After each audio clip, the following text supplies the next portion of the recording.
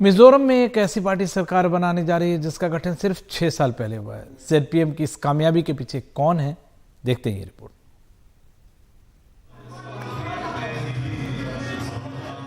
मिजोरम विधानसभा चुनाव में 6 साल पुरानी पार्टी जोराम पीपुल्स मूवमेंट ने इतिहास रचा है। 40 सदस्यों वाली विधानसभा में ZPM ने 27 सीटें हासिल की हैं। उनके मुकाबले मिजो नेशनल फ्रंट 10 सीटों पर सिमट गई। ZPM के नेता 74 साल के लाल डुहोमा हैं, जो पूर्व IPS अधिकारी भी हैं। यहां तक पहुंचने की उनकी यात्रा काफी लंबी रही है। वो इंदिरा गांधी की सुरक्षा के प्रभारी थे। 1984 में लाल डुहोमा कांग्रेस के टिकट पर सांसद बने। 1988 में दल बदल कानून के तहत अयोग्य घोषित होने वाले वो पहले सांसद थे। 1988 में ही उन्होंने कांग्रेस का दामन छोड़ दिया था। 2020 में वो विधायक के तौर पर अयोग्य घोषित किए गए।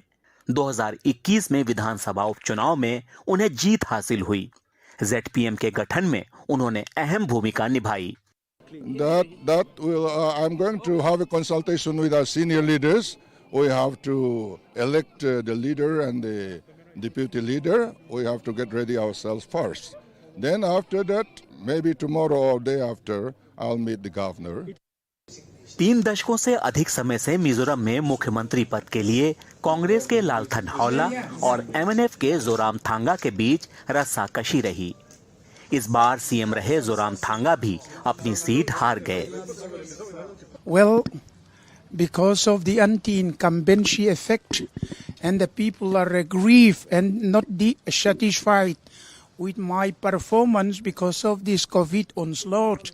So I lost my government and therefore I am really satisfied and accepted the verdict of the people. My contender is very big man. He's a Mizoram Chief Minister for 3 times. He is not very hard target. He is very soft target. The way he manages,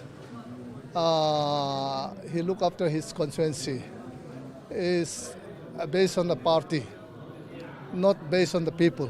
हालात ये हैं कि सालों तक मिजोरम पर राज करने वाली Congress party अब तीसरे नंबर पर पहुंच गई है। We tried our best, no doubt about it, but it has come to pass that we have been defeated and devastatingly we got the defeat. But we are not going to remain defeated. The future is there. We are coming back. इस बार के चुनाव में राज्य की जनता ने BJP को 2 और कांग्रेस को 1 सीट दी है। जाहिर सी बात है, अपने सपनों को अमली जामा पहनाने के लिए उन्हें यहाँ की जमीन पर बहुत ज्यादा पसीना बहाना होगा। आइजॉल से संजय चक्रवर्ती के साथ रत्नदीप चौधरी, NDTV इंडिया। मध्य प्रदेश, राजस्थान और छत्तीसगढ़ में कांग्रेस की हार के बाद इंडिया गठबंधन को लेकर कई तरह की अटकलें लगाई जा रही हैं। इस बीच खबर आ रही है कि TMC इंडिया गठबंधन की बैठक में शामिल नहीं होगी। 3 राज्यों के हार के बाद कांग्रेस अध्यक्ष मल्लिकार्जुन खड़गे ने 6 दिसंबर को बैठक बुलाई है। बुधवार को होने वाली इस बैठक में ममता बनर्जी शामिल नहीं होंगी। ममता बनर्जी ने यह भी कहा कि उन्हें इस बैठक की जानकारी नहीं है। पहले ही उस दिन उत्तर बंगाल में कुछ कार्यक्रम तय हैं। इससे पहले ममता बनर्जी ने कहा कि 3 राज्यों में कांग्रेस की हार हुई है, जनता की नहीं। उन्होंने कहा कि कांग्रेस ने तेलंगाना में जीत हासिल की, मध्य प्रदेश, छत्तीसगढ़ और राजस्थान में जीत सकते थे, लेकिन इंडिया गठबंधन के दलों ने वोट काट दिए। हमने सीट बंटवारे के समझौते की सलाह भी दी थी, वो वोट बंटने के कारण ही हारे।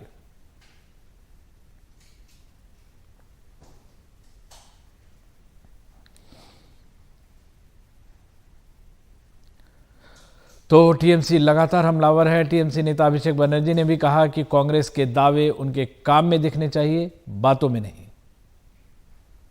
भाई देखिए, मैं आस्था रखने वाला या खोने वाला कोई नहीं हूँ।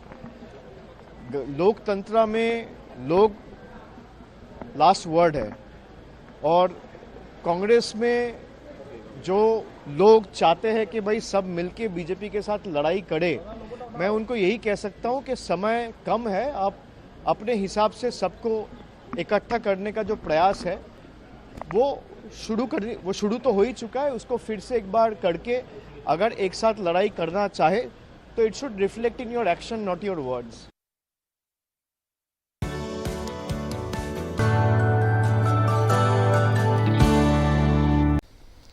और बंगाल की खाड़ी में उठे चक्रवाती तूफान मिचोंग के कारण तमिलनाडु और आंध्र प्रदेश के तटीय इलाकों और पौंडीचेरी में बारिश का कहर जारी है।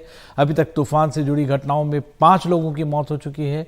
तमिलनाडु की राजधानी चेन्नई में जनजीवन अस्त व्यस्त हो गया है। भारी बारिश की वजह से चारों तरफ पानी ही पानी नजर आ रहा है। सड़कों पर घुटनों तक पानी भर गया है। बारिश के साथ 100 किलोमीटर प्रति घंटे की रफ्तार से हवाएं भी चल रही हैं, जिससे कई जगहों पर पेड़ और बिजली के खंभे उखड़ गए हैं। बारिश को लेकर जारी रेड अलर्ट के बीच तमिलनाडु सरकार ने चेन्नई, तिरुवल्लुर, कांचीपुरम और चेंगलपट्टू जिलों में सार्वजनिक अवकाश घोषित कर दिया है। चक्रवाती मिचोंग को लेकर प्रशासन पूरी तरह अलर्ट मोड पर है।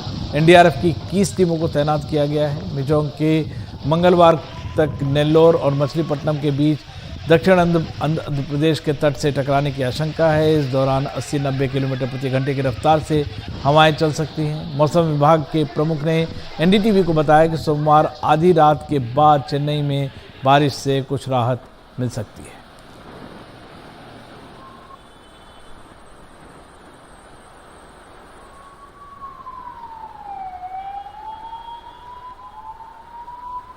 पांच राज्यों के विधानसभा चुनाव में विपक्ष की सबसे बड़ी पार्टी कांग्रेस के लिए अच्छी खबर सिर्फ ये रही कि तेलंगाना विधानसभा चुनाव में स्पष्ट बहुमत पा गई। तेलंगाना में मुख्यमंत्री की रेस में प्रदेश कांग्रेस अध्यक्ष रेवंत रेड्डी सबसे आगे बताए जा रहे हैं। राज्य में कांग्रेस विधायक दल ने इस सिलसिले में फैसला पार्टी आलाकमान पर छोड़ दिया है।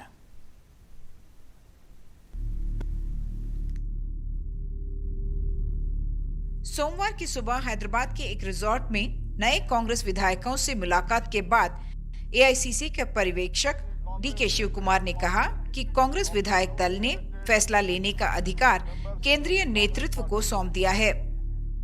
Today we had a meeting of the Congress Legislative Party of the newly elected members from the Congress Party. This authorization will be sent to the AICC President Mr. Mallikarjun Kharge ji, and all of them decided whatever the AICC President and the High Command decide, we will go by the decision of the party. कहा जा रहा है कि सोमवार शाम को शपथ ग्रहण के लिए इंतजाम किए गए थे। State required CM immediately. That's why we preponed the date of 9th December. Also is there a big meeting. On that day we reiterating our 6 guarantees on that day only.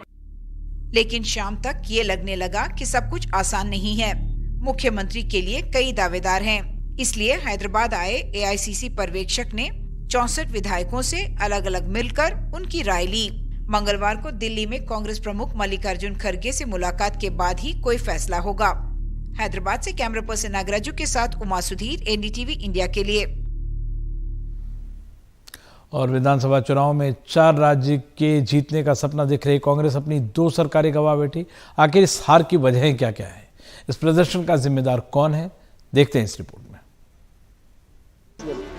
Ashok Gehlot, Bhupesh Baghel और कमलनाथ नतीजों से पहले तक कांग्रेस की उम्मीद बने ये तीनों नेता अब उनकी नाउम्मीदी का चेहरा है। कांग्रेस मायूसी के बीच तसल्ली खोज रही है। सीटें घटी हैं, वोट शेयर नहीं। मुझे लगता है कहीं ना कहीं वजह है, हम लोग के लिए भी शॉकिंग है। हमारा वोट परसेंटेज मात्र 1% घटा है छत्तीसगढ़ में, लेकिन क्या चूक थी कि हम लोगों को अपनी गारंटी बताने में विफल हुए, इसकी हम समीक्षा करेंगे। कम से कम 52 एमएलएस का हार हुआ है राजस्थान में। छत्तीसगढ़ में भी सिटिंग एमएलएस के ऊपर एंटी इनकम्बेंसी था, और इसलिए ये सारे चीज फैक्टर्स है। और कांग्रेस पार्टी 40% का वोट लेके आई है स्टेट्स में, और दोबारा वापस कांग्रेस पार्टी पार्लियामेंट में बहुत अच्छी तरह से इसी स्टेट्स में जीतेगी। सवाल कांग्रेस के नेतृत्व और रणनीति पर भी उठ रहे हैं। गहलोत पायलट के अंतर्कलह, कमलनाथ के अहंकार और भूपेश बघेल के कागजी प्रचार को इसकी वजह माना जा रहा है। राजनीतिक जानकारों के निशाने पर राहुल गांधी भी हैं। आधी अधूरी लड़ाई लड़ने का इल्जाम उन पर पुराना है। स्थानीय नेतृत्व की मनमानी पर अंकुश न लगने का आरोप भी है। कांग्रेस सोशल मीडिया पर चुनाव लड़ती रही, संगठन को इतना मजबूत नहीं किया कि लोगों को बूथ तक लाने वाले कार्यकर्ता हों। हालांकि पार्टी अब भी अपने नेता के साथ है। राहुल जी कांग्रेस पार्टी के सर्वमान्य नेता हैं, उनके नेतृत्व पर सवाल उठने का कोई सवाल नहीं। लोग विचार करेंगे और जो आला कमान और बड़े नेता हैं मिल बैठ के बात करेंगे कि उसको आगे से कैसे ठीक करें। इंडिया गठबंधन की बैठक के भीतर भी कांग्रेस की हैसियत अब खतरे में है। माना जा रहा था कि राज्यों के नतीजों तक कांग्रेस ने बैठक रोके रखा। राज्यों में छोटी पार्टियों की अनदेखी ने भी कांग्रेस से वोट छीने।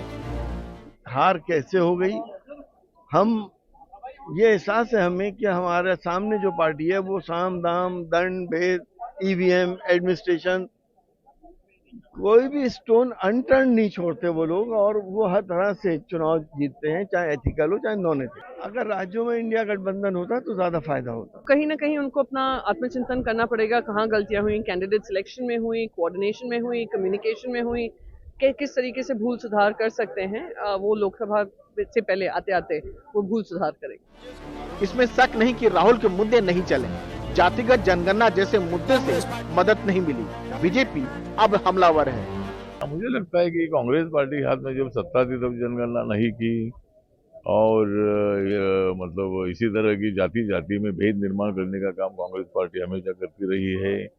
जाति जोड़ो सम्मेलन राहुल गांधी कर रहे हैं, तो 70 सालों में क्या उन्होंने जो जातियों को तोड़ने का काम किया था। मोदी तो अभी सत्ता में आए हैं, तो पूरे आरोप मोदी पर लगाना ठीक नहीं है। एक बात है, कांग्रेस की मिली सीटें उसको मिले वोटों के साथ न्याय नहीं कर रही है। कांग्रेस के लिए उम्मीद की एक बड़ी वजह उसका वोट शेयर है, वह लगभग बना हुआ है। 6 दिसंबर को इंडिया गठबंधन की बैठक है। जाहिर है हार का स्वाद चखने वाली कांग्रेस को मोल तोल का स्वाद भी चखना होगा, लेकिन कांग्रेस पहले भी कई बार लगभग डूबकर उभरी है। अब देखना यह है कि वह इस चुनौती से कैसे पार पाती है।